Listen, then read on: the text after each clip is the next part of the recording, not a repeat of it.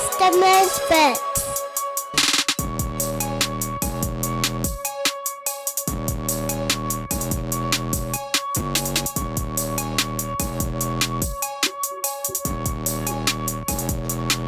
Hey everybody, we're back. We're live for the first time in 2024. I've been talking about the fact that Anthony Wilson was going to be joining you, but you know how Joe Dea is. He can't resist but jump on anything that I'm doing. So Joe's also with us today, and we are going to be talking today about something that we kind of already, the three of us, started talking about back, 2 weeks ago for Let It Rip? Dealing with pastors, dealing with common and holy and set apart and job descriptions and a bunch of other different things. We also had kind of advertised that we were going to be having a pastor talk between the three of us on Misfits. This is not the one we intended, but it's just as important, just as good to do. And so we're going to be talking about the dynamics of pastoral relationships and trust today with Ant and Joe. Kind of a Sunday edition of Kingdom on the Road. So let us know if you're here. Let us know if you have any questions, if you have any comments about what we're going through. We're going to be hitting those up as we go through. And let's start with you. And well, actually, let's start with why we're doing this. So we had the discussion on Let It Rip about common, holy, set apart, a bunch of different words. Then about 24 hours later, maybe it was a little bit more than that, it seems like 24 hours later, I saw a post talking about how long it takes for pastors to gain trust. I had a little bit of a disagreement with the timeline it gave. Joe kind of was with me on the disagreement of the timeline it gave. You kind of like, well, I can see where he's going with it. But the post had said something about 5 to 7 years to gain trust. I had said that's a little long. Joe had said it's long. Let's start, though, with actually talking with you. Why was it that you actually were kind of in agreement with how long it takes to develop trust? Yeah. Developing trust with pastor, congregation, it's a fragile thing. And, so I've been pastoring for 15 years. I've been mentoring pastors for probably most of that time. I sit with pastors, visit pastors, and I have those conversations with them. Even I've experienced a lot of things when it comes down to this, in the sense that there are people that can be a part of a church for 3-4 years and still not really trust their pastor, and I say that from the standpoint of I'm the kind of pastor that wants to engage and build relationship and connect. And it's still difficult for people to overcome. And this is not to say that this is a wrong thing, but some people have a lot of church hurt. They have a lot of issues when it comes down to what a pastor is, what that even means to them, what a pastor's role is in their life, what a pastor should be doing and what a pastor shouldn't be doing. And so for years, they're just coming and attending, and they're never wanting or able to get beyond, I see my pastor at church, and that's the limit of my life, as it includes my pastor. And so when I looked at the post, and I know I saw 5 years, I didn't know it was 5 to 7 years. I thought in my estimation, 3 to 5 years actually sounds reasonable to me. 5 years may seem long, but I've seen people, like I said, that have been with the church. And this is, again, there's a lot of factors in this. So even their idea of what church is impacts their relationship with their pastor. So, right, if I think that, church is just something I do on Sunday morning, right, then my pastor is relegated to that box, Mm-hmm. right? You know, he's supposed to preach the message and that's it. He's supposed to answer the phone when I call him and that's it. You know, but to build relationship with them and actually get to know this person, that can take years. There are people that it probably, you know, if we really polled some people, I'm hoping that some people really chime in so I can ask them this question, you know, even personally, you know, and I'm ready for whatever answer they give. I'm ready, you know, for whatever they throw at me. But how long did it take before you could even trust me as your pastor, trust me as as a person, because sometimes pastors aren't considered people. They're Right. considered, you know, this entity that speaks to you from the pulpit on Sunday morning, you know, or who prays for your family, but they're not really, you know, a person, you know. So when I looked at that post, I thought about it. It's like, you know what, 5 years seems like, you know, it could be reasonable. I don't know, 5 to 7. I would say 3 to 5, you know. And so that was my thought when I looked at it, you know, and then start to reflect on it. Because, you know, like I said, there's even people now, you know, that have been around me for years. And I'm not quite sure how much they actually trust me, you know, because there's things that they feel like they can't share or they shouldn't share or is off limits, you know, as our relationship goes. And so I'll start with that, and then we'll get into some dialogue and some questions and some objections and some back and forth and see where we go. Yeah. So Joe, we'll go to you next before I dive in. Why was it that you were kind of in agreement? You were kind of in between Ant and I as far as the timeline. I would venture to say you're muted before you answer because you were about to answer while muted. But what? Give me your rundown as far as why you were saying what you were saying.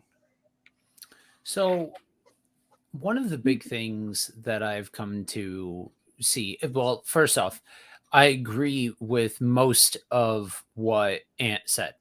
Um, uh, Approaching this from the standpoint of being a house church pastor and being somebody who has struggled myself with my house experiencing church hurt and all of that. I get a chance to kind of see both sides of that paradigm. Um, I would say anything over 5 years at that point, you could pretty much guarantee you could pretty much well say that at that point the person's there for a reason, and that's good. But establishing a paradigm of trust beyond that point, uh, I mean, you're the reality is that some relationships you're going to have to accept are never going to be ones built around trust. They can enjoy the service, they can enjoy the people, there can be a lot of benefits and a lot of good that will bring people to a service of some kind without any of that having anything to do with trusting a pastor. Generally, in my um in my experience, I have found more often than not anything past 3 years. Some of those same things could be said. I would hear an argument that there's room for growth still past that 3 year point. That's still like, uh, I guess closer to early days. I guess, but um, generally, when you have somebody who's operating based off of a place of a lack of trust for the pastor, um the level of care that needs to be put into that relationship to either redefine the role of the pastor, redefine the role of church, show them that not every single pastor sucks, that like whatever the case may be, that care needs to go into. And maybe this is some of my cynicism coming out and all of that's going to be on display. I would say more often than not, that level of care isn't being invested into the relationship anyway, to try and develop those muscles that are lacking in the first place. I'm trying to think. I think the longest that I've seen in my context of somebody that like went from like not trusting to like finally, like, I still remember the first time that they ever called me pastor. It was about 3.5 years.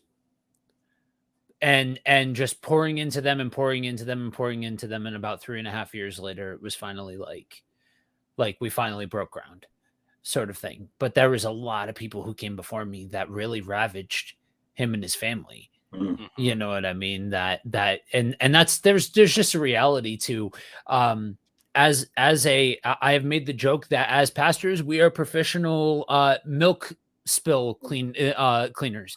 We come behind other people and clean up other people's spilt milk a lot of the time. That's a huge part of the job description. Yeah, and that's what I think part of what we already are highlighting is the fact that this conversation gets kind of messy from the side of those of us that are in pastoral ministry first. It gets messy because of the fact that depending on the context of your calling, the timelines change. You know, Joe in a house church setting has to have much deeper relationship right off the bat. And more of a traditional church setting has time for it to grow and everything like that. You know, me and my experiences being much more in community-based rebuilding, we've got to have relationships going before we even walk into the office for the first time. Can I redefine something real quick for Sure Foundation? I don't want to speak for you, Ant, but that I was going to say it, but go ahead. Essentially, even though currently we're in two different sides, like that's my family, so I can speak. I can speak to that church. If you walk through life at Sure Foundation disconnected from everybody, it's going to show pretty quickly.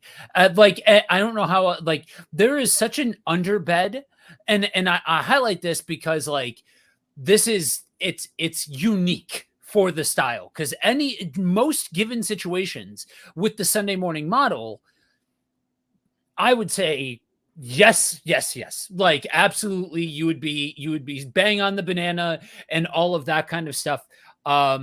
Sure Foundation, because of the people, because of the culture, because of the environment, because of the space, just it's one of those areas where there's such an undercurrent of relationship there that you can tell it was built by a guy that took the same rubric that we found out after we started working together. We actually built our church planning models off of the same model and went from there. He just went the one route and I went the other route, essentially.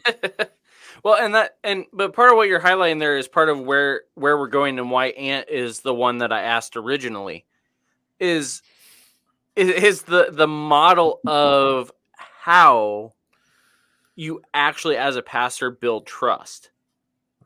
And that is where, you know, we're gonna eventually move here. Before we do move into that, we asked on social media a couple of questions, because this is something that was we were wondering what the response was going to be. And I'm going to get to Amy's comment about that in a minute, because she already has started us into it. We asked the initial question we asked was for churchgoers to tell us yes or no, do you trust your pastor? And we weren't sure what we were going to get, because of the fact that within the Misfits community, we have a lot of different backgrounds, and especially church hurt backgrounds in the mix. Yeah. 60% said, yes, we do trust our pastor. I was very happy to see that. But many of them also put additional comments of, we trust the pastor we are with now. Yeah. Because unfortunately, in the past, we have trusted a pastor that ended up breaking that trust, or we had somebody that we couldn't trust at all. This is part of what we see with, Amy Fritz here from Untangled Faith says, it takes me a bit to trust because of experience with past leaders that was unhealthy. One pastor was actually plagiarizing every single word of every sermon he preached, including personal stories. What? We see these sort of things a lot. We hear about these sort of things a lot. This is what we hear in the news most of the time when we see the word pastor trending, is that somebody has done something. Either another abuse scandal has broken out, another abuse scandal is attempted to be covered up, there's plagiarism somewhere, there's insert whatever money laundering, you name it. These sort of things happen. And so the idea of what is a pastor and can you trust a pastor gets muddied and muddied and muddied. And especially when you come into communities that have had multiple churches hurting them, or pastors in the role that you now sit hurting them, building that trust becomes harder and harder to do. Which Amy did want to clarify also. She does trust her current pastor, which again means that it's fitting the trend we're seeing of people that are hurt finally finding a pastor they trust, which is a beautiful piece of what we're getting to, hopefully by the end of all of this. So, and you're already shaking your head in agreement and in disbelief, both. So we're going to start walking through, how are we actually supposed to, as pastors, develop trust with our congregations? What is the key to all this? Because we did agree, for those that saw the initial post that we referenced, nothing he said in there as far as how to do it, we disagreed with at all. It was just the numbers that we were commenting on. And I can't remember who it was that posted it, or we'd be tagging him and everything like that. Not to plagiarize, as we just talked about that whole thing. Right. But, walk us through, how do we actually build trust as a pastor with our congregation? Well, I think first of all, I have to know that I'm actually called to be a pastor, because that's the beginning step, I think. Because if you're just called to preach or teach, that doesn't necessarily mean that you're a pastor. Right. That might mean that you're a teacher. That might mean that a pastor is someone who is actually called to build relationship with the people who they are preaching and teaching to, beyond the preaching and teaching environment. That they're called to care about people in a way that might be uncomfortable at first. But there's this old saying that I've always heard, and I feel like it rings true. And I want to find some scriptural foundation for it. But there's this old saying that people don't care how much you know until they know how much you care. Mm-hmm. Right?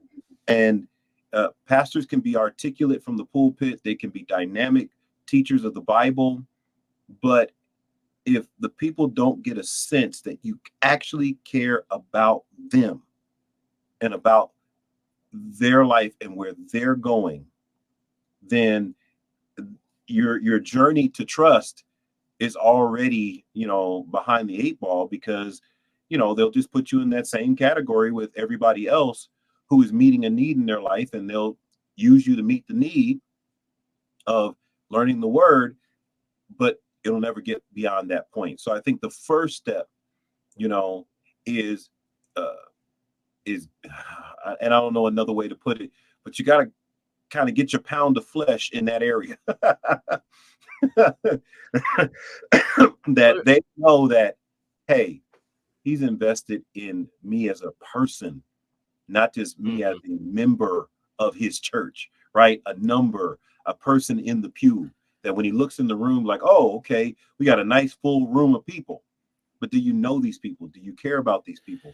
Do you care about what happened to their grandmom? Do you care about what's going on with their kids? Do you care about these people? And so having a pastor's heart or shepherd's heart, however you want to, say that, I think is the beginning step. It doesn't finish the process, but it's the beginning step. Do you mind if I piggyback off of that? Go for it.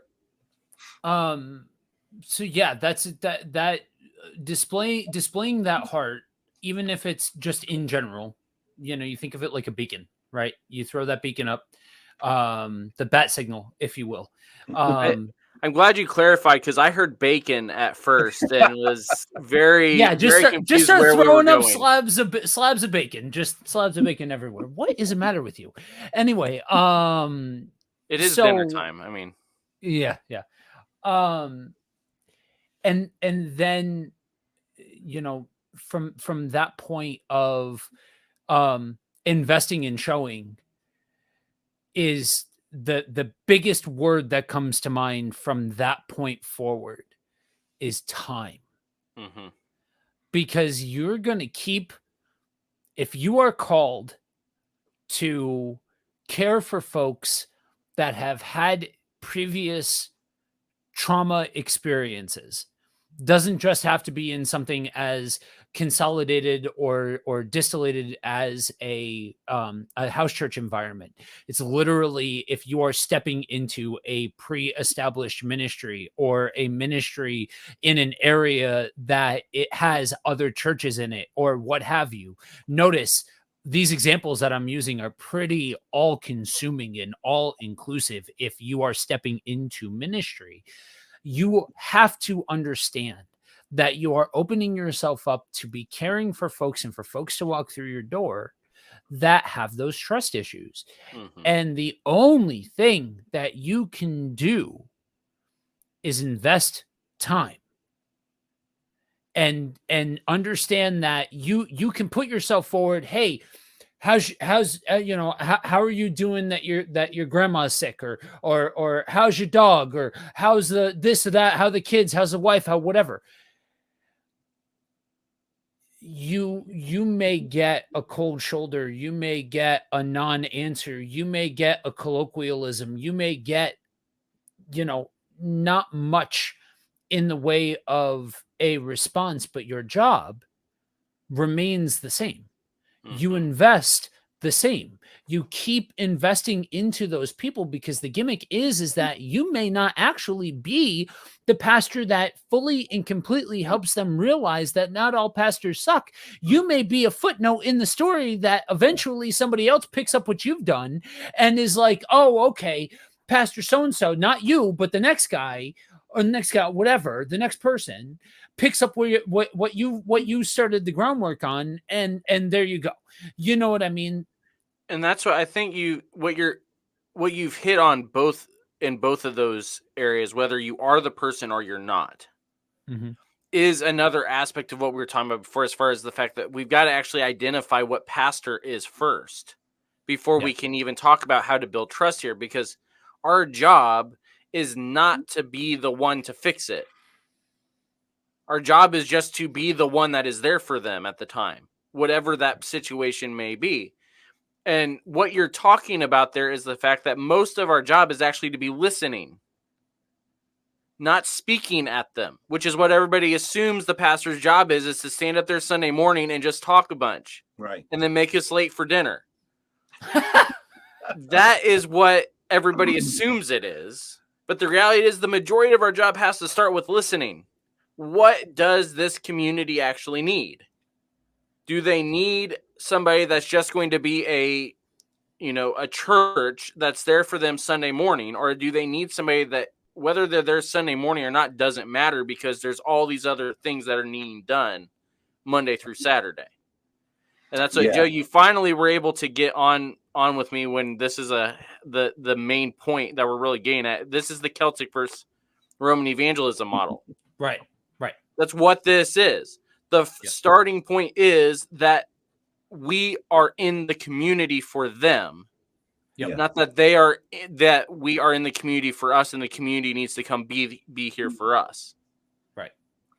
That's the dynamic that's very hard to get within within at least white American Christianity. No, it's very difficult. It's across the board. It's something that is pervasive in church culture no matter, your background, your ethnicity, whatever, even your economics, there's this idea that if we build it, they will come. If we, Right. that's kind of like what people are taught, Yeah. but they're not taught to incarnate, to actually be incarnated into the communities that they are ministering to. That they're not taught to be known at the local grocery store, to be known, by the gas, the clerk at the gas station, to be known, I do deliveries, and I specifically, purposely go to the same place all the time so that the people there know me, and I talk to them, and they help me find stuff when I can't find, and they like, hey, you're back, and I'm getting and building relationship with them, because I don't know if God wants me to minister to them. I don't know if I'm supposed to be their future pastor, but no matter what, the goal is to be a part of the community. And that's something that's kind of lost, and I think it's because it seems kind of old fashioned, that because of the power of social media, I'll just put a video out there, I'll just engage that way. I don't want to actually go to the coffee shop and meet the people in the neighborhood. I don't actually want to, and I'm not saying they don't want to, but maybe it's something that doesn't dawn on them, because we live in an environment that's so fast paced, and everybody hops in a car and drives all the way across town, and they don't walk to the corner, and go to the local store or what have you. And so I think, community becomes a buzzword, instead of an actual mission statement. Yeah. That I remember when that dynamic as a pastor really started to take root for me, where for those of you that don't know, I've been on Misfits enough times, so most of you guys know this. That's why I didn't even need to advertise you. People just assume you're going to show up at some point. People just assume it's fine. A big part, probably more so than anybody else in our network, a big part of my ministry is digital in nature. I minister and pastor folks across the country and across the world, and I love the fact that I can do that. I love the fact that technology has allowed for that to happen, and has allowed for me to be able to be a voice in other countries and to be able to help other people and all of that kind of stuff. But I remember when I was training for the race, my running partner, I was like, yo, we're gonna go running through the neighborhood, but I'm gonna warn you, we're gonna get stopped. We're gonna get, because I knew it was gonna happen. Hey, pastor, hey, whatever. And it was so, it was cool to watch, because I remember how I was when that first started happening, when I would go for a run and people would, honk and wave, or I'd stop at the corner store, and the guy behind the counter knows me, and all of that, all that kind of stuff. But to watch it again through somebody else's eyes was funny. He's like, man, you weren't kidding. I was like, that's just because I've been here now for 5 years. These are, this might not be my forever home, but for right now, these are my people. These are the people in a flesh and blood sense, in a brick and mortar sense. These are the people that I am called to. And so being intrinsically connected with the community that you are in for the time that you are in it changes the entire paradigm. And some people don't even realize, Ant, that quote that you threw out there is from Field of Dreams: build it and they will come. Yeah, but they don't, but I've legitimately heard that in like training seminars and like church planning groups and stuff Business like that. Meetings. Build it and they will come. Well, I'm specifically speaking from the Christian sense of like church, like the church sense. Like, I am too. I'm talking church business meetings. Right. Okay. So like you put the sign out and like, people are gonna come flocking to that point, and like but if you stop and ask them, okay, so you're setting up shop in this neighborhood, right? what's the needs of that neighborhood? Do you know what's the demographics? Do you know how many families there are? Do you know how many kids? Do you know any of these questions, the answers to any of them? And that breaks a lot of the paradigm that church is generally built around. And thus, to get back to the thesis statement of building trust, if your model is based around the show, the presentation, we talk about how people think. It's easy to say people think, but let me ask this. How many Padres think that their gig on a Sunday is up there talking and all of that kind of stuff? Like, there's benefit in the study time, there's benefit in the preparedness, and I would argue that there's more benefit in the preparedness and the studying and all that kind of stuff than the 35 to 45 minutes that you spend in front of the congregation. And that's where, we'll get to the question I asked pastors as well here in a little bit. But again, it's coming down to intentionality, and it's coming down to, like you were saying, time, listening, understanding. And this is, again, part of why we have to, and this is part of where what Joe was talking about, the difference between Sure Foundation and other churches. It comes down to, again, what are we saying is actually the purpose, not only of us as pastor, but of our churches? Is the church just about numbers, or is the church about discipleship? Because if it's about discipleship, suddenly time and listening and meeting the needs, both physically and spiritually, and being a part of the community, suddenly are natural pieces of what it means to be the church, instead of having to figure out ways to incorporate into what we're already doing. Yeah. I think, I've had to go through the experience of, when we call ourselves a discipleship church, people saying, well, what does that mean? What is that? What does that mean? And when I tell them, well, that means that we actually want to do life with you, that this is legitimate life on life. We want to walk through, this journey, that we give our life to Christ. We come together by the presence and the power of the Holy Spirit. We go and do Jesus's mission together, and we support one another and help each other in doing this thing together.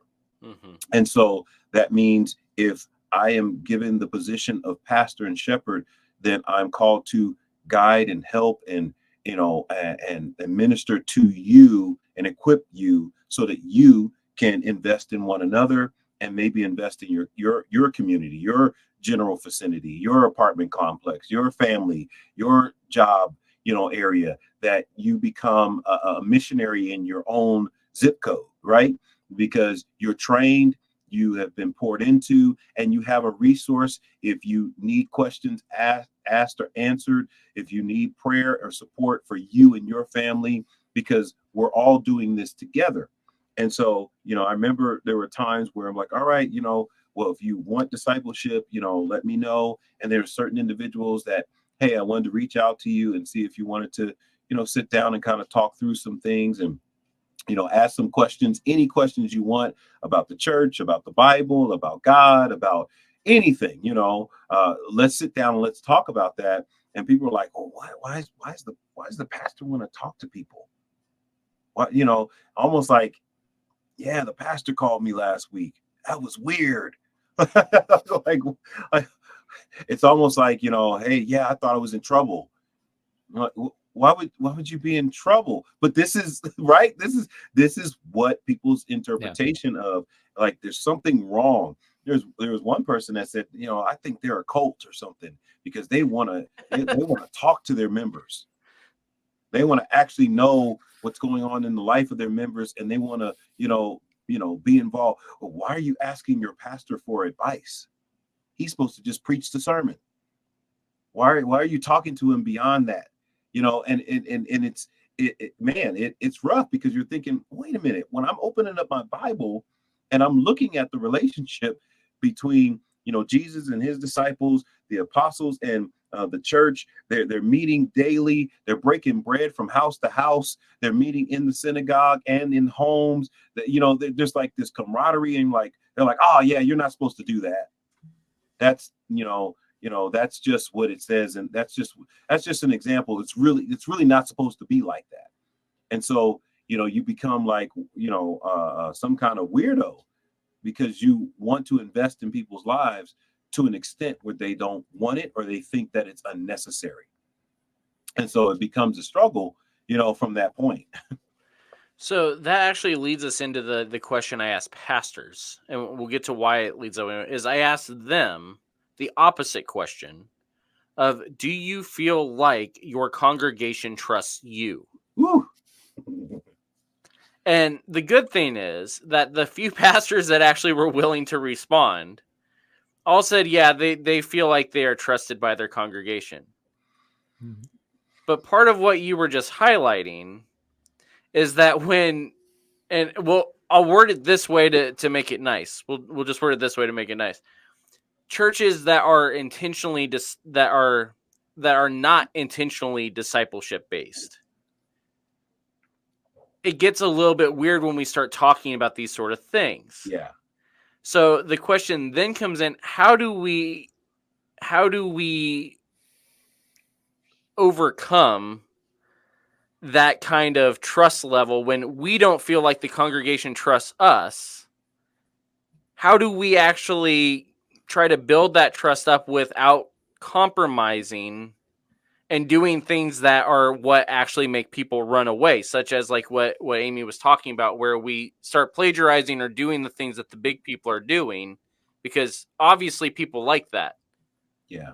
Or they'll trust that, or going the opposite direction of just shutting down completely, and that's when we start getting despots and everything else in place of a pastor. So how do we actually overcome this trust gap on the other side?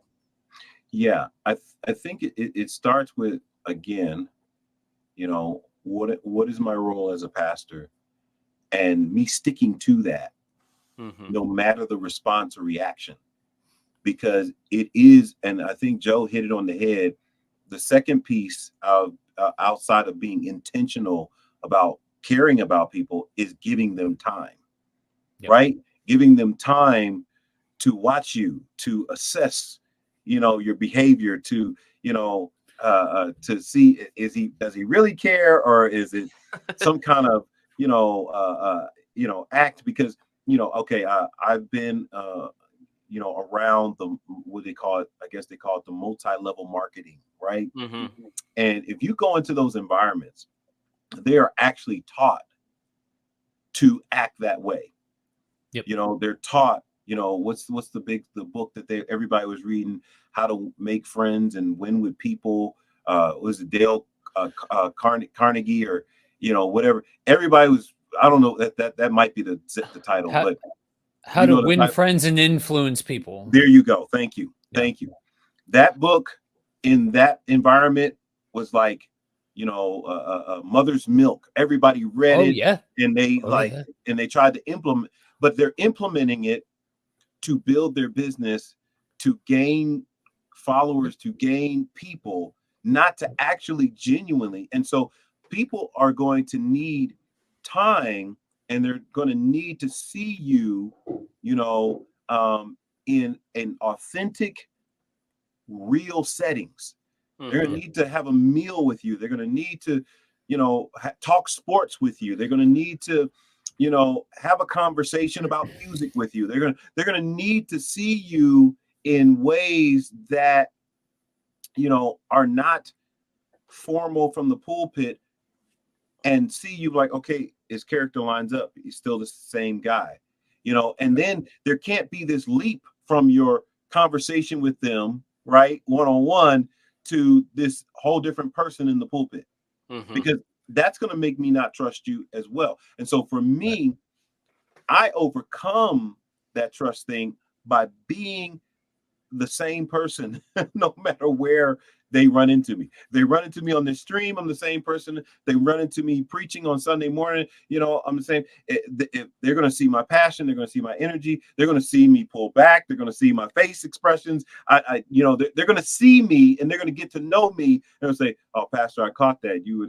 yep." And I'm saying, "Yep, you got me," because it's real. And so I overcome that by being consistently who I am in whatever environment I'm in. So I'm gonna pull a you, Andrew, and be like, I'm gonna tweak one slight thing, Ant, with what you said, and you basically said this. I'm just busting your chops. It's time without expectation. Oh yeah, yeah. Because you cannot walk into it with the expectation that the person's going to reach a certain point, that your relationship is going to reach a certain point, different things like that. Like just being authentically you may not be the thing that fully and completely cements that relationship. You still do it though. That's still right. Because you don't know where, Ant said, have a conversation about music, but have a conversation about boxing. Right. Whatever. Yeah. Like, well, I use that example because Ant and I worked together for years before we ever met face to face. And I wasn't sure what exactly I was going to get when we sat down face to face, and we both are from a part of the country where boxing is in the blood. It's just a part of the culture out here. And just being able to communicate about that established a baseline of humanity. Like, show the fact that you are a human without holding the other person to this unrealized level of expectation that you've put on them, that that doesn't belong on them. You've put that on them. If you've walked in with that level of expectation, if you do that, that other person's already hypersensitive to that. And that's going to set off every single red flag that they've got. We're back to the word incarnational. Yeah. Because and this is part of where, the reason why we are having this discussion, besides the fact that it was one that we were having anyway, and so we figured we might as well do it live, was that this is something that we are increasingly dealing with, the three of us, in personal circumstances as well, is these situations where you're the pastor, so we can only deal with you in spiritual matters. We can't deal with you with other things. Or the other route of, if you're a pastor, I don't want to deal with any of the spiritual stuff, so I have to overemphasize and talk to you about the human stuff and not deal with anything else. Yeah. And this is where it also comes in with the stuff we talk about all the time in terms of the focus of even how we are doing evangelism and how we are preaching. Yeah. Because again, this is why we should not be doing things with a hell-centric viewpoint. Yep. If they only see you as the pastor that's screaming repent or perish every Sunday, they're not going to want to talk to you about anything else. They're probably not even going to want to talk to you about that, if we're going to be fully honest, but they're not going to talk to you about that. If they only see you as the person that's dealing with, somebody had mentioned that the thing that on Twitter, that the thing that keeps them from trusting their pastors is the fact that whenever they see them online, all they see is culture war and nothing else. And so they don't want to trust them with anything spiritual because they don't know that there is anything spiritual going on with them. Right. The intentionality in terms of our time with other people, but as well as our intentionality with being genuine, is a big piece of this. And this doesn't even apply just to pastors. This is an everybody type of thing. Churches should not be places where people put on masks to go in. There you go. That's it. Like, why that is so difficult. Yeah. Why that's so difficult, I don't understand. But we all have grown up, at least those of us that have grown up within the church, of the idea of when you go in, you have to have some sort of standard met before you walk into the building. whether that's on your face or the clothes that you're wearing or, whatever it might be. There's some kind of standard. And if that is not you, you're not going to, one, be in a place where you're going to be able to focus enough to worship. But two, you're also not going to be able to make real connections with people because you are not your real self while you're sitting there. So, Andrew, I'm going to jump in here. I saw you, Joe wanted to jump into the two things. I'm going to say these two things real quick. One is recent. Actually, I'll go with the one that was from way back. I saw G. Berry had chimed in on here. What's up, G. Berry? I became G. Berry's pastor over a 99 at Jersey Mike's. That's when he was like, you know what? You my pastor. And you say, well, what is a 99? Jersey Mike's, y'all better shoot me some royalties or something. 99 is on the how places have the menu. It's not the order number. Yeah. Yes, it's not on the menu. This is not on the menu. Only if you go there regularly and you're about the 99. And so when we ordered the 99, he's looking at the menu. He's like, "Where's the 99 at?" I said, "Trust me, I got you. I got you." We sat down and we had a 99 together. And he's like, "Man, this is so good." And it goes back to the authentic, being yourself, getting out of, this expectation, that you've got to meet this super high standard, and that it's just, everything has got to be this ridiculous, high bar that you set. I give that example. There he is. Yep. There he is. You can make your checks out too. Yeah. And number two, one of my guys, he was at church today. He's an individual that expressed to me a while back that, Sunday mornings is just not his thing. He just like, man, I don't, and so he comes to men's group on Thursday nights regularly. He's faithful at men's group. Doesn't really come Sunday mornings, but every now and then, he's come a little bit more lately. He came and enjoyed the service today, and he said to me afterwards, when we sat and we talked for probably about an hour afterwards, because that's what we do in men's groups. So we're just being who we are, right? And so we're sitting, we're talking, and he says, "Hey man, I wanted to tell you something." I was like, "Well, what's going on?" Because he had said, "I'm done," and I'm walking out the door about 3 times, and then started another conversation. Every time he said, "This is the last thing I'm gonna say." He said, "Man, I felt good being at church today. That weird thing of whatever I was feeling, I don't feel that no more." Mm-hmm. I don't know really what it was and what it was about, but it just really felt good being there, talking to people, seeing people, He said it really felt good. And I looked at him and I said, "Man, this is what I'm talking about. This is what I'm talking about. That this is not the destination. This is just a part of our community coming together, and when a person says, I'm just going to come on this day because it feels better. I learn more. I feel like it's better this way. I don't mess with them. I don't demand, well, you need to be here on Sunday mornings if you're going to be a member. Mm-hmm. I don't do that. And I know that's probably other pastors are probably cringing hearing me say that. But I don't do that. If all he wants to do is come to men's group on Thursday nights and fellowship and be with the men, then that's it.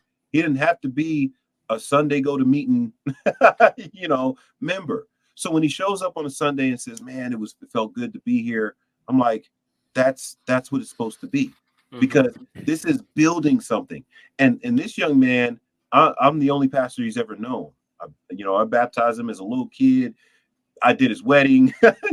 I'll probably do his children's dedication, whatever, when they have kids. That's the kind of relationship I have with him. And so he feels okay coming to me, talking to me. There's times where he just calls me and say, "Hey, pastor, I just wanted to call you and ask you something."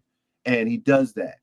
And There's no appointment. There's no, well, you got to call me at, this time because my work hours are, I don't have those, but at the end of the day, when we're talking about this, how to trust your pastor thing, there's got to be an openness from my side to allow a person to go through whatever that process is and not restrict them to this or that. And they've got to be willing to say, okay, I'm going to give this guy a chance to be a human being. And when you see that, I think then there's the ability to build something. And so, this is a topic that I'm kind of passionate about, because I feel like, like Joe was saying, we built Sure Foundation in my living room, eating meals together, kids running around, that and it shows, and it shows. Yeah, it was a wild experience to step out there and I was just home. Just most of the people I'd met through the live stream. G Berry was a guy that I met through the live stream and all that kind of stuff. Sat down, had dinner with him and T from another guy from our network. That, and all that. One of the things that I feel compelled to say, because I wouldn't have necessarily been, prior to my experiences, passionate about this thing. Wouldn't have necessarily been one that I would have. This wouldn't have been something that I had a dog in the fight about. And then a year ago, I made a choice, and the last year of my life has been fascinating. But stepping forward into the pastoral context and staying resolute about, I will not wear a mask. I will not be that guy. Not every single Sunday, every single time you step in front of the microphone, it's not the time to start dumping out your bags of trash all over the pulpit and all that kind of stuff. Tact. There's tact and timing all the time. There's tact and timing. But that you can still be tactful. You can still have good timing and not be fake. Yes. And I have come to understand that it will test the parameters of whether or not you have been given the gift of a pastor's heart. If you step forward and say, I'm not going to be fake about this, because your colleagues are going to call you into question. Your contemporaries are going to call you into question. Some of the members of the pulpit will love it. Some of the members of the congregation rather will love it. They will love the authenticity and all of that kind of stuff and vibe with it. Other ones will not trust you because you are authentic, because you are. And I thought at first that was a thing about age. And there's a portion of it that you step into certain contexts, in your 30s with a blue beard and all this kind of stuff. It's going to put some people off, but it's really that factor of, I am fully and completely authentically me, that really is off-putting to some. Love it. He came prepared, huh? Oh yeah. Yeah. He's been on here enough. I've got everything saved for him. So yeah. It's but I too find myself now passionate about how, for those of you that have been given the gift, the holy responsibility of the pastorate, how are you tending to your flock? And I also now look at other pastors and I'm like, oh man, you're a pastor? Oh, I know you've had your teeth kicked in. Like just the reality of it. I know that you have gotten your giant hind parts handed to you on a silver platter more than once. But the reality is that if we are going to step forward in full faith, expressing the character, the unchanging, unfailing character of God, Oh, how can we expect to be able to do that effectively from behind a mask? Mhm. And I'll be the first one to admit, this is the thing. If there's any one thing that I can point to that says this is the reason why I don't fit in with most of my contemporaries, why I am not really somebody that other people are like, oh, hey, come pastor here. Hey, come tend to the. It's because I'm this is me. Like this is Mhm. this is me in completely and totally. You know. And that's where, this is actually where the I guess the actual heart of the initial question here with what do you do when they don't trust you as pastor Right. is when it's you, not when it's you, not the position, it's Right. you that they don't Mhm. trust, but you being you is what the outside community trusts. How do we walk that line? Yeah, that's a good question. It's a good And question. yeah, and unfortunately, this is a question that I'm asking out of experience. Yeah. Because I've been in churches where me being me was what the congregation didn't want to trust as pastor. Right. But me being me is why the community called me their pastor before the people in the pews did. Right. And Andrew, I think that's because of your context that you're coming from, and I think you'll go into that deeper. But one of the things that I was blessed to experience is that a lot of the people who are a part of our congregation, I met them in the community, Mm-hmm. and then they came up. So they met me in that context, right? They didn't meet me as there was a church on the corner, and um, or I was brought in to an environment that was already set. I was a part of building that environment. I was a Mm-hmm. part of engaging these people. And I can go through story after story of the individual moments, right, where they engaged me outside of church before, as far as the gathering, right? As far as the gathering together. And that's what, built, this camaraderie, this eventual trust. I go back to even, a guy like G Berry. That's why I do what I do. That's why I'll go to lunch with the guy and sit with them for a couple of hours and let's Mm-hmm. talk, because that was the way Sure Foundation was built. It was built in these relationships that were outside of a formal gathering. And then we came together and started studying the word together and doing quote unquote church together. I don't even know a better way to say that, but I hope you get what I mean. Doing that aspect together. Whereas it seems like in a lot of your situations, you're coming into established communities bringing something that they're like, well, how do we relate to this guy? And if I was brought into a situation like that, I probably would be received the same way, you know. But what I would do is I would, start meeting with individuals, Mm-hmm. taking guys to lunch. Let's have a cup of coffee. Let's, hey, would you like to know more about who I am?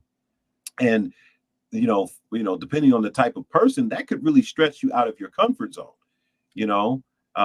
because you're saying, okay, I've got to open the drawbridge and let them in, and they may come in still closed off, but I've got to be willing to let them in and let them sniff around, like, let me check this out, and kind of like, but hey, I've got nothing to hide.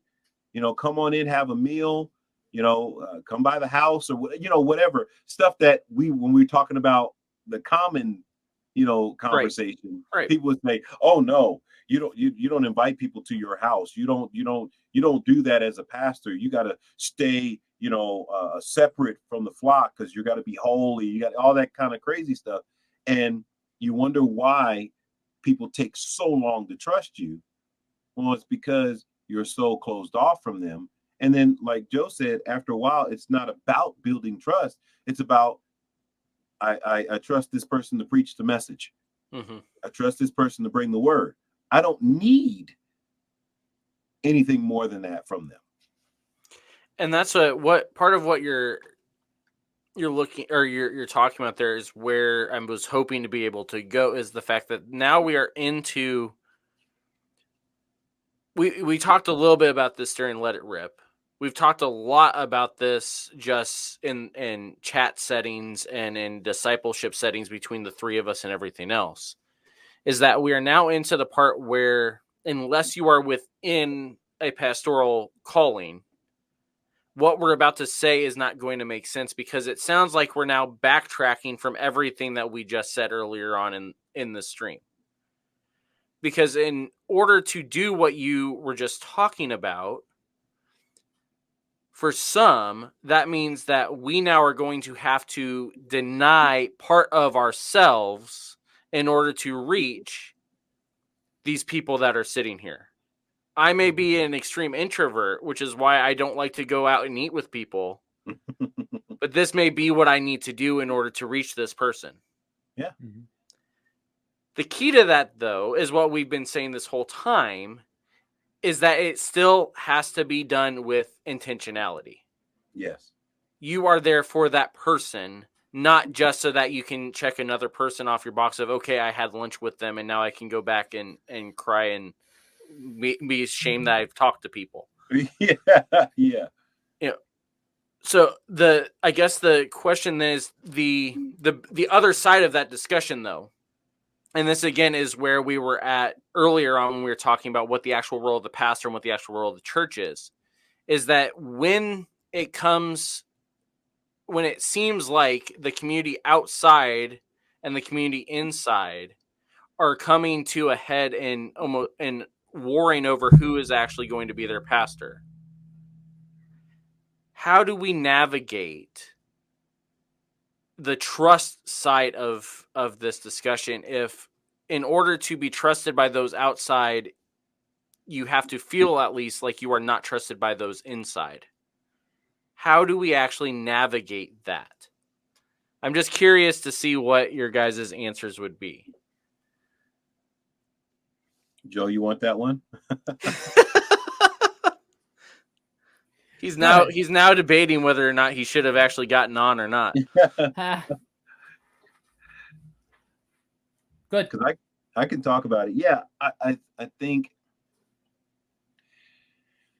again, being a pastor has to be something more than just what I do on Sunday anyway.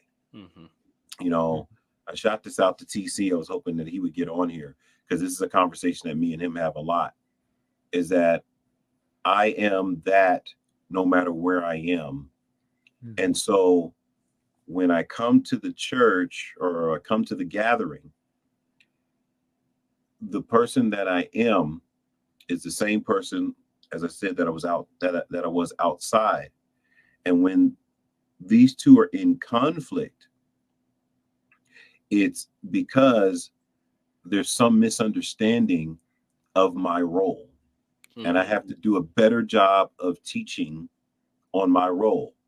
I can't just do the job of pastoring. I actually have to teach on pastoring.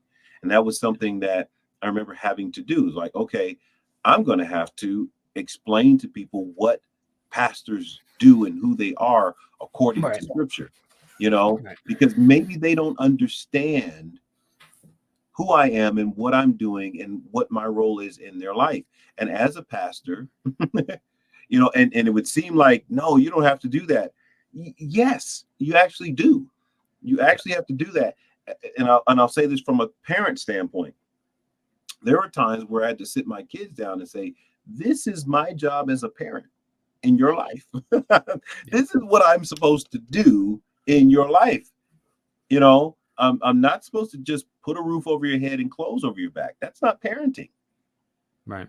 That's providing, that's giving housing, but the shelter down the street can do that. A boys and girls home can do that. My job is actually to guide, to nurture, sometimes to protect you, from yourself. Mm-hmm. And so there are going to be times where my relationship with you is tenuous because, like, hey, that's a bad decision. Right. But I'm still going to love you. I'm still going to be there for you. And so sometimes you're going to have to actually explain, especially if I'm taking over. Let's say I'm taking over a new congregation, right?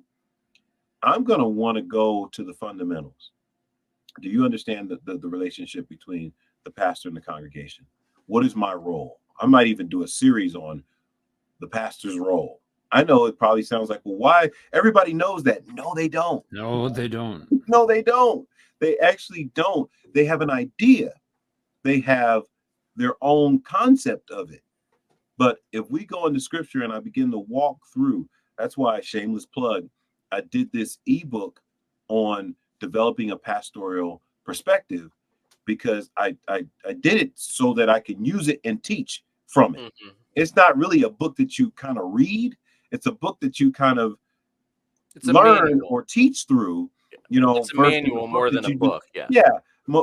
And it's built for like a 12-week course in just, hey, let's just talk about what the Right. role of a pastor is, and now see it from a pastoral perspective. And I think the congregation, as well as pastors, need to be reminded of what is the perspective of a pastor and from scripture. What are we supposed to be doing versus, okay, he's a good preacher. Yeah.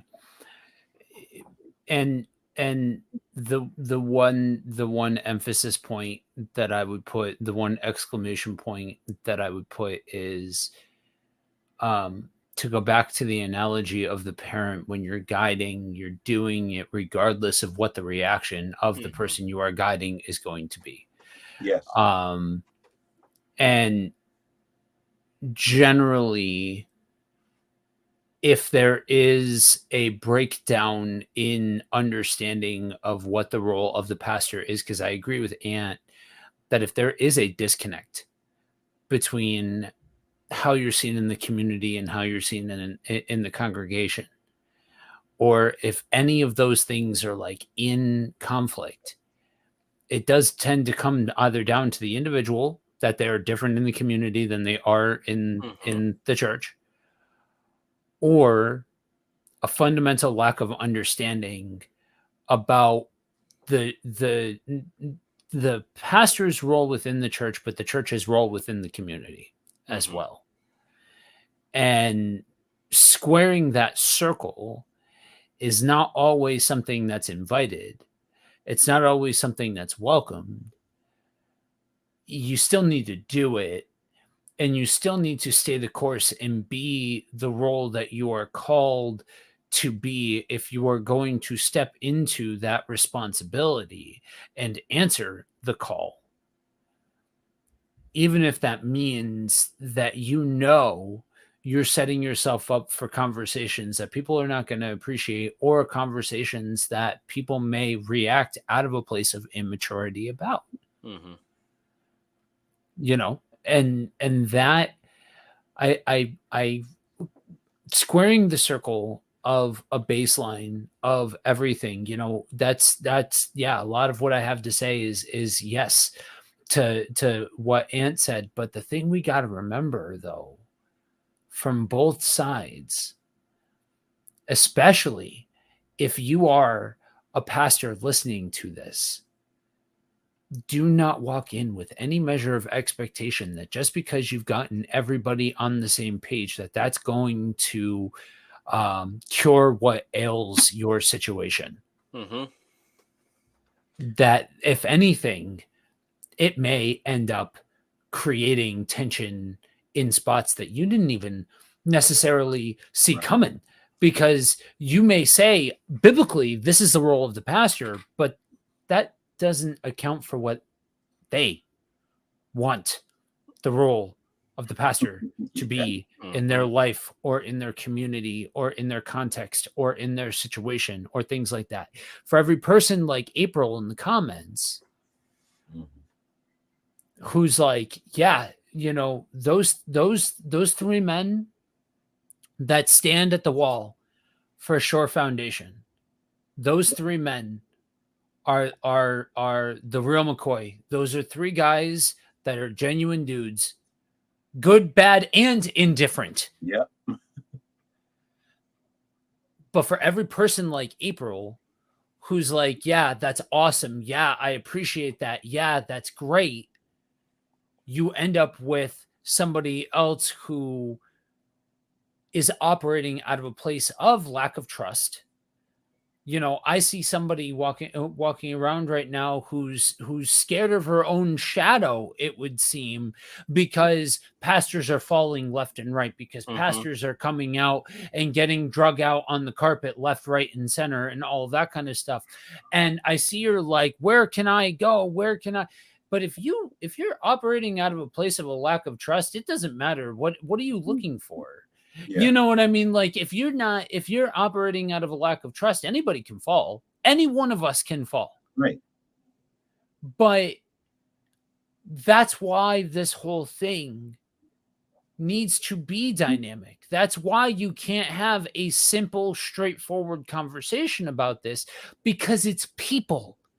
And people are weird. People are messy. People are complicated. Having relationships with people and helping people and guiding people and all of that kind of stuff is weird and messy and complicated. It just is. And that's why we're back to what we said originally, in that the key to what our role is as shepherds is we're back to discipleship. Mm-hmm. Because the idea of what is my role compared to what your role is something that should be covered within a discipleship setting. Let me explain to you where I am coming from, both in terms of my story, which is the genuineness side, and also my calling in terms of what God has called me to do. Mm-hmm. And now part of my calling is you tell me what you need from me. How can I get you to the next step to where either you are now becoming Paul to somebody else, or I can now call you Barnabas? Yeah, Andrew, I'm gonna add this to that. I'm not gonna take away from what you said. I'm just gonna add on to it. The way I see discipleship is one-on-one, small groups, and the larger congregation. Mm-hmm. Mm-hmm. I feel like you need all of those to have a well-rounded understanding of the church and what it is. Mm-hmm. Like you said, on one-on-one, and like I said, I'm close to our congregation, so there's a lot of people I know their individual stories, and at times I share my individual story with them if it is applicable to the conversation that we're having. Mm-hmm. So you had talked about that, Joe, tact, right? Mm-hmm. And timing, right? So if I'm sitting one-on-one with the guy, we may have a guy conversation, but I'm very tactful in presenting certain things because maybe this guy needs to hear how human I am, right, in this setting. And so, like you said, in that one-on-one setting, I may share that. In a small group, our men's group, I consider that kind of a small group. Guys are able to be vulnerable. That's why I never record men's group, and I never will, unless, I never will, never plan to, because there are times where men need to get vulnerable and say things. And I'm like, I don't want that recorded. I don't want that, so, people like, man, do you record men's group? Like, no, I don't, because I don't know, a guy may need to talk about something that's very difficult, and we need this to be a safe place. We need this to be a place where they don't feel like their business is going to get out all over the place. But that's building, this connection in a small group, where now these guys, when they do see each other in the large group, like, that's my guy. I'll watch the embrace. I'll watch the way they connect to each other. And people see that in the room, like, wow, these people have a great connection with each other. But that connection was built in the small group environment, because we're just taking time with each other. The women's group is the same way. They come together. I'm like, yeah, this is, and then when we come into the full gathering, these relationships were strengthened by the one-on-ones and the small groups, and they're not a program. They're just, hey, let's get these folks together. I meet with the young adults in our church. Like the pastor, the senior pastor meets with the young adults. Yes, I do. and I'm passionate about meeting with them because they are an important part of our congregation. Mm-hmm. A lot of churches that the pastors that I've talked to, the group that we have that is very full and vibrant, that group is missing from their church. That group is, but they're also very interesting to handle. They're a fun group to handle as well. And so you've got to have some flexibility to even be able to handle them. And I see why a lot of churches don't have that 18 to 33 or 35 group in there, because you've got to be willing, to give them some leeway when it comes down to certain things, and walk them through it and let them mature right before your eyes. Right. So I think, discipleship, when we say these words like discipleship, a lot of churches, discipleship is a program. Mm-hmm. It's a 12-week course. It's not hey, I'm going to walk with you as long as you're here. And even if you leave, you need me, I'm here. And one of my guys, and I'll say this and I'll shut up. One of our guys just came through town. We had him when he was a teenager. Now he's an adult. He's got kids. He's got a wife. He's got a house. He's got mortgage. He's a grown man now. But he was traveling, and when he comes through, he's like, I gotta go back home. I gotta go to my church home. And he came through, and he's a musician, and he kind of blessed us with his musical talent. His beard is almost as long as Joe's. He's got a nice long red beard, and just a wonderful guy. But he said, man, I had to come home. And he stayed for both services because he knew that maybe first service he was going to miss somebody, and he needed to stay for second service because there was people that was going to want to see him. And that's exactly how it went. And people loved on him, like, oh, that's so-and-so. Oh, man. And I'm like, that's what this is all about. Mm-hmm. These are relationships that I will have till I'm gone. Not just you showed up at church, I was your pastor. Anyway. Well, and that's part of what, the second part of where we were going with it is that if we are actually talking about the actual role of a pastor, like we've been saying, and the actual attitude of a pastor and the way that it is shown throughout the scriptures, then when we have these sort of headbutting situations, but we are doing things in a discipleship manner, we are able to say when somebody comes and says, what I need you to be as pastor is something that I cannot do, then we should be able to say, like you said, I can still be your pastor when you need me, but let's find somebody for you that can actually fulfill what it is that you are looking for. Because it can't happen here. And and that means that you need to understand that it's not, and there's a lot of layers to this, and I won't belabor the point by going into every single layer of how this concept affects the entirety of this conversation. But there's this level of, we need to not approach this like we are on a team.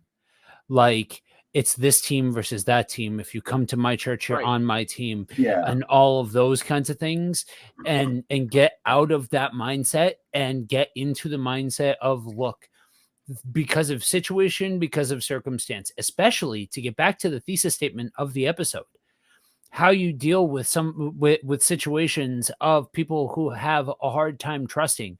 Sometimes the answer is you are not the right person.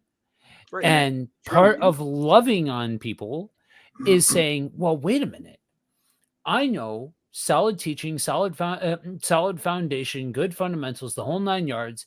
They're, across town, you may, and that personality that may pass the vibe check. That may be a personality that is more attuned to this person, the situation, the circumstance, where you may have an easier time being able to, get involved and have have a church family. Mm-hmm. Then you send that person off to a place where they're going to be better, they're going to be better equipped and better fed and all of that kind of stuff. That doesn't make you less than. That doesn't make your church less than. That doesn't mean that you're fraternizing with the enemy by sending somebody over the other team or any of that kind of nonsense. That just means you love that person enough to say, I'm not the right leader for you. And that is where we get into, again, the whole idea of if we are identifying with our congregation what our role as a pastor is. This is what my ministry is. This is what I am gifted in. Mm-hmm. When somebody else comes and says, well, I need this gifting. Okay. Yeah. All right. And these are my giftings. Yeah. Then we are able to say, okay, then if these are your giftings and you do not see them being able to be used here, we will find you a place where you can use those giftings, because maybe this is what the time that it is that God has destined for you to go, quoting Paul out of 2 Timothy 4, to go and fulfill your ministry now. Yeah. You've sat here, you've trained, you've listened, you've developed, you've discipled, but now it does not fit. Maybe it doesn't fit because of the fact that you are now called to go do something greater. And saying it in that I use those words intentionally because that is what we are actually trying to communicate. It's not a, you don't fit here, so get out. It's a, oh, you don't fit here, well, let's figure out where you do fit. Right. Yeah. Yeah. Yeah. It's a benefit. It's not a the pastor that I sat under as an intern, we just saw this play out on Facebook a few weeks ago. Somebody new was moving to that area and was asking for recommendations for a church. So you can imagine there were 350 comments, everybody commenting, well, you should come to my church, come to my church, come to my church. There were 2 comments that were actually helpful in there. One of them was from the guy I sat under. And his comment was something like, this is what our church is about. This is how I preach.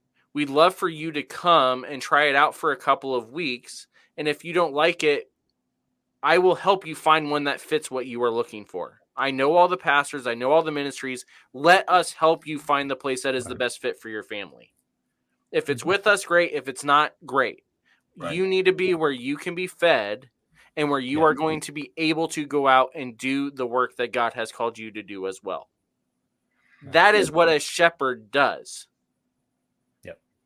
And that is what should bring about a trust relationship with the people you are shepherding.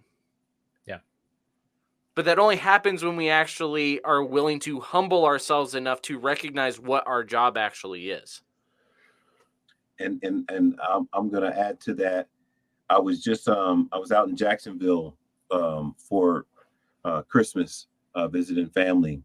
And while I was out in Jacksonville, I got to hang out with one of our guys that was a member of our church for a while, who moved to Orlando. He drove up from Orlando and spent a couple of days with us in Jacksonville. Now, the reason why I bring this up is because we're talking about how do you trust your pastor. Well, when he got to Orlando, we spent, 6 to 8 weeks together through Zoom, finding him a church. Mm-hmm. We actually went back and forth. We pulled up the map. We talked about it. We're like, okay, he's going to visit this church this week and he's going to check it out. We're going to talk about that one. We're going to suggest another one. We're going to do our research. And we did research together to find him a church. He's got a church now that he likes, but he still is on the prayer line, at our church in the morning. Like I said, went out there to visit. He came up from Jacksonville, which is about a 2-hour drive. Came up from Orlando to Jacksonville, which is a 2-hour drive. Spent a couple of days, got an Airbnb around the corner from us. Came and we did a men's group there because we had, my brother-in-law, my son was there. So we did one of our men's groups there, did a study. We hung out, we played games, we went to breakfast together. And this is a guy who is, you know, in a whole different city, but we built a relationship. We built a relationship. And I say that because this is actually who I am. I don't pretend to be this person. I actually am this person. But this is not always an acceptable version of a pastor. I'm just being honest. This is not always, people would say, well, that's why your church is not growing big, because you're too common with the sheep, right? That would be their critique. Oh, why? That church has been over on that corner for 15 years. And you would think that would be a good thing. But for somebody else, they're like, well, why haven't you grown to a bigger building? Why haven't you moved here? How come you don't have a television program? And how come you're not doing, because I'm too busy discipling sheep. I'm too busy working with individuals to pop my head out to go think, oh, let me get on TV. Right. That's not the goal. The goal is, like you said, to nurture, to guide, to protect, to walk with people. And so in walking with people, I don't necessarily just to go after my own whatever, people think I should be doing. And I do that unapologetically. I'm actually totally firm on the fact that, hey, I don't need all that. I never signed on and said, oh, we're going to be a mega church. I never said that. And that's one of the things that I've come to like. It's a culture and an ethic that was always there, but what was always there kind of got highlighted for me that man, I would rather grow deep than wide. Yes. Just generally speaking, like I would rather have really deep and rich relationships within my church, not just all with me or all with the pastors, but with each other, like the entire body, rather than being 200, 300 strong, 1,000 strong, whatever, or being like this big dynamic presence. Because here's the thing, like when you have those kinds of relationships, even in a church that's like 60, 70 strong, the impact will make other churches look at them and be like, yo, I thought they were like huge with what they're able to do. Yeah. I thought they were huge. Yes. and it's just stunning the amount of impact that can happen. Yes. Even with the small church. You don't need those numbers in order to be effective. And I would argue that it's easier to be effective when you are smaller with the right culture. That's size is relative when we're talking about churches, because a big church in some communities is a tiny church in others. Right. Yep. And the impact is much more of what we should be looking at in terms of, is this church quote unquote successful? And that's both impact within the body itself. Is there actual growth and discipleship happening? And then impact outside of that, is that manifesting itself in the love of neighbor out in the community with the actual neighbors that we have down the street? Yeah, Andrew, there's a guy, Minister Mike. I have breakfast with him on Tuesday mornings, every Tuesday morning. And on Tuesday mornings, we sometimes it's ministry, sometimes it's not. Sometimes we're just talking. Sometimes we're talking about, he's a Bronco fan, so sometimes we're talking about the Broncos. Sometimes we're talking about my Eagles, how they suck right now. But sometimes we're just talking, right? And one of the things that Minister Mike told me, he said, man, I got to tell you, when I first, heard you speak, I thought for sure that when we visited your church, it was going to be as big as Kmart. It was, it was like, he's like, I thought for sure I was getting ready to go and it was going to be this big, gigantic, huge church. And he said, we almost didn't come back because we couldn't find it. He said that we looked and we're like, it can't be over there. Maybe it's in this Kmart somewhere. Maybe it's over. He found out that it was over, where we're positioned, because I don't know if it was, Minister Tim or one of the guys looked outside and was like, hey, are you looking for the church? They was like, yeah. And then he said, when he visited, I wasn't there. Our other pastor, Joe Hill, was speaking that Sunday. And so he said, well, I'm going to come back and check it out. Maybe he'll be here next week. Mm-hmm. Then next week, I wasn't speaking either. TC was speaking. Finally, he came and I was there. And he said, man, you won't believe this, man. We almost did not come here, because we were expecting it to be the size of the mall from the impression that they got.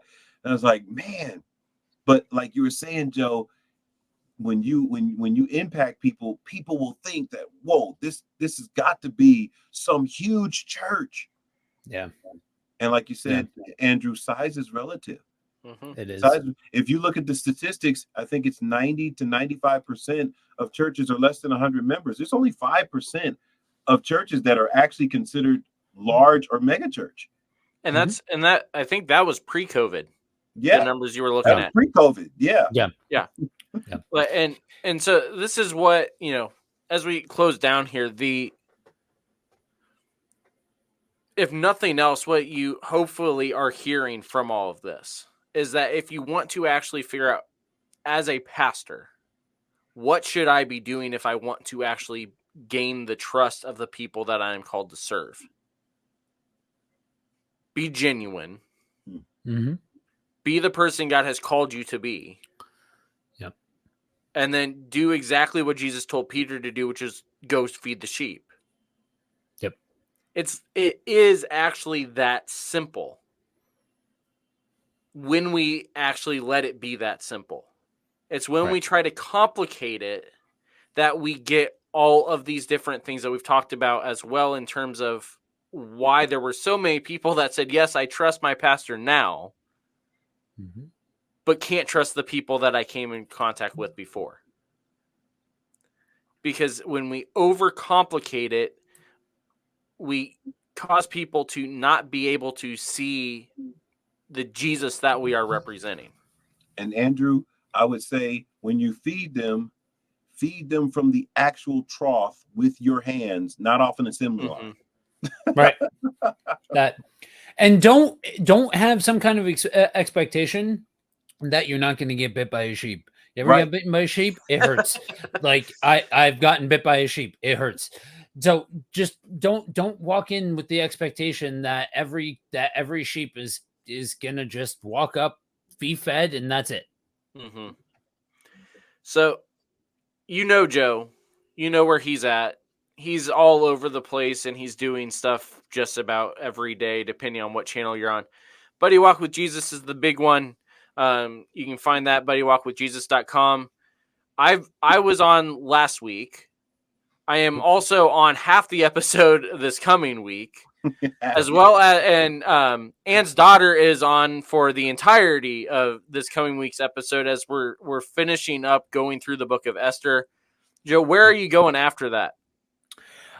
So I am after the group conversation. I'm going to be having a conversation with a Messianic Jewish doctor who is going to be coming on to discuss the book as we wrap up Esther. And then after that, we're heading into Acts for the Acts project, breaking down the book of Acts and going in deep. For those of you that know what we did for the Matthew series, expect something similar for Acts.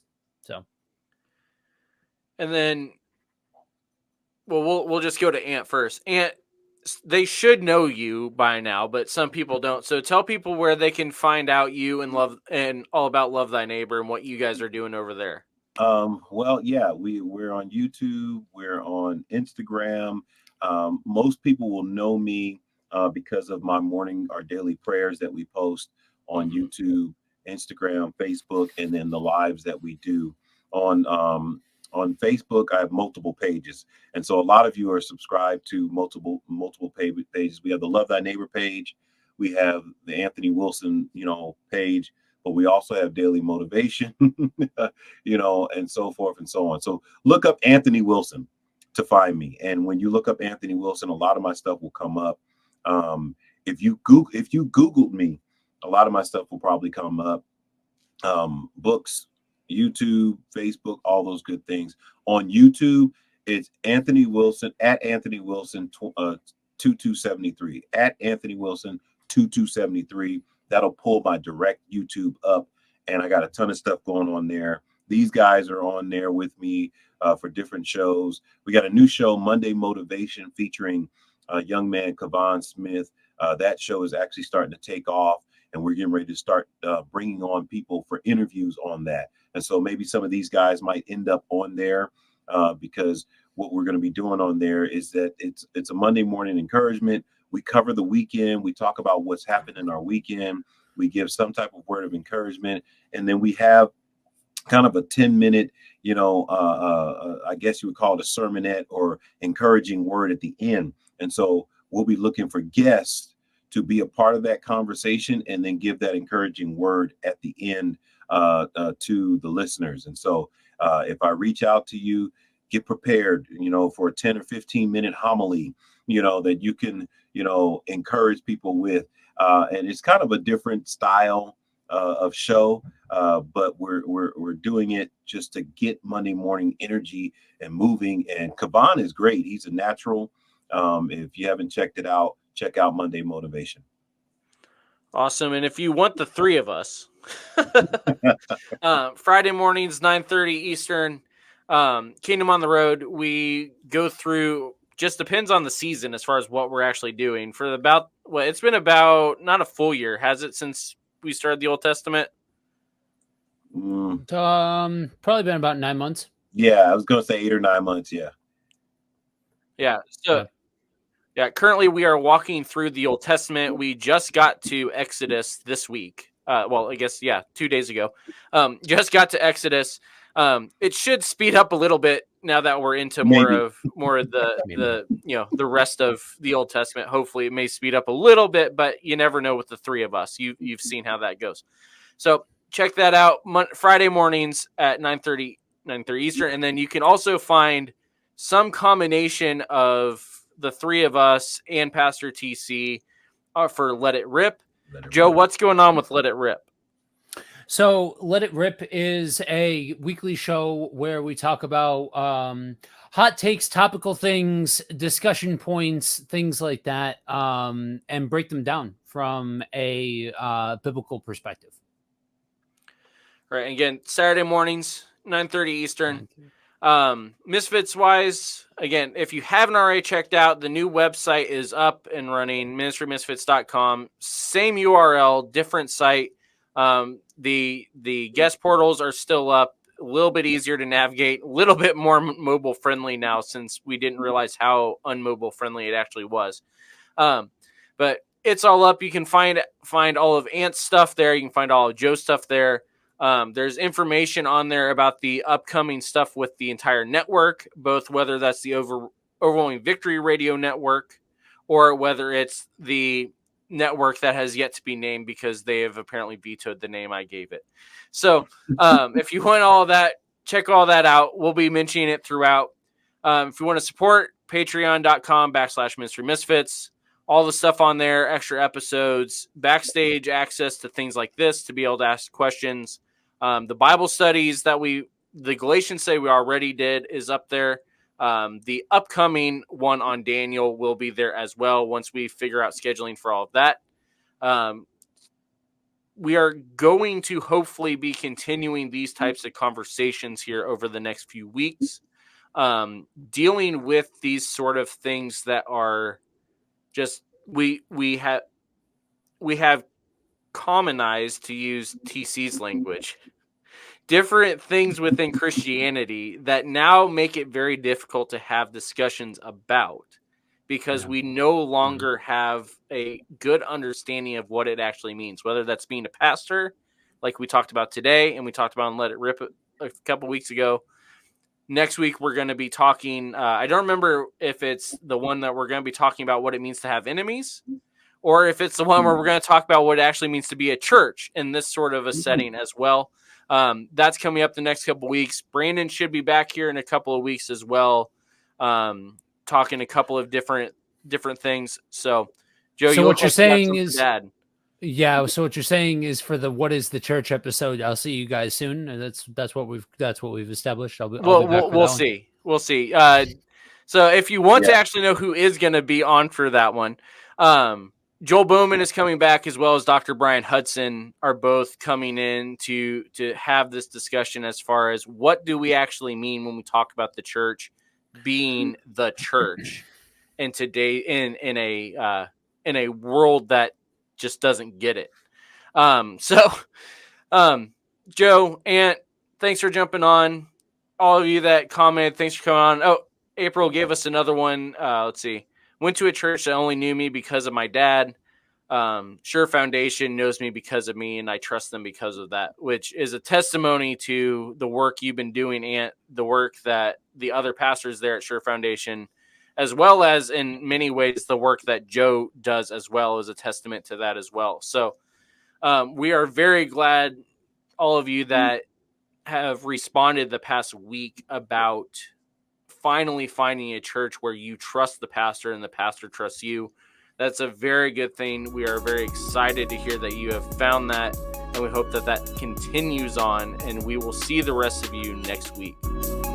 The Ministry Misfits podcast is a production of Ministry Misfit Media in association with Overwhelming Victory. Dr. Greg Linville and Andrew Fouts are our executive producers, and Brandon Simmons is associate producer. The Ministry Misfits theme song is written and produced by J.D. Laird and Laird Creative Agency. If you'd like to get in touch with us, you can email us at ministrymisfitmedia@gmail.com, or by following @ministrymisfit on Facebook, Twitter, Instagram, and TikTok. You can also visit our website at www.ministrymisfits.com or through bio.link/Ministry Misfits. If you would like to support Ministry Misfits, you can become a patron by going to patreon.com/Ministry Misfits.